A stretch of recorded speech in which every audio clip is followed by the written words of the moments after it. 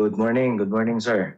Mm. By the way, Sir Jess, unang-una, no, gusto lang natin malaman kung ano po ang victory atmosphere dyan ngayon, no, sa Spain sa pagkapanalo ng naturang bansa sa katatapos lang, no, na FIFA World Cup. Mhm.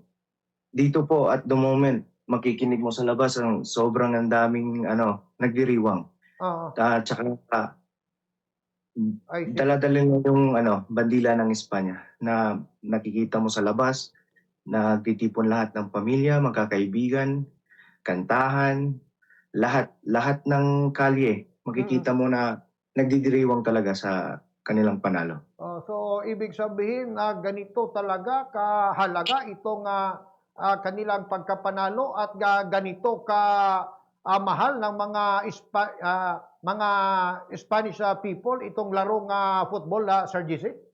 Sobrang-sobra po. Isa sa pinakanakita kong bansa na sobrang hardcore fan talaga, na Mm, halos lahat ng tao dito na sumusuporta sa kanilang team na Espanya. mm. So, wala bang tulugan ang mga tao diyan ngayon dahil sa pagkapanalo ng team na Spain? Nako, halos wala pong gustong matulog ngayon. Ang dami pong tao talaga dito. Tsaka nagse-celebrate kahit may pasok bukas. Sa sobrang saya na nararamdaman nila sa Oo. pagkapanalo ng kanilang team. So sa Ditong team makatuwid, namin. yung mga daan diyan na punong-puno ng mga tao ngayon na Nako, nagse-celebrate. sobrang punong po. Tsaka ma kahit kanina sa laro, kahit goal lang, may nagpa-fireworks na. Naku, oo. So kumusta naman, Sir Jesse, ang mga Pinoy diyan sa Spain, kasali ba sila sa mga nagse-celebrate? Opo, halos lahat ng Pilipino din, halos lahat ng lahi dito 'pag nasa Espanya ka.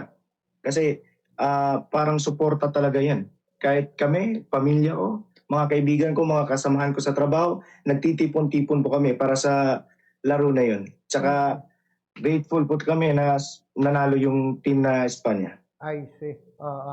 So sino po ba yung mga kilalang player diyan sa Spain na talagang minamahal, 'no, ng mga fans nila?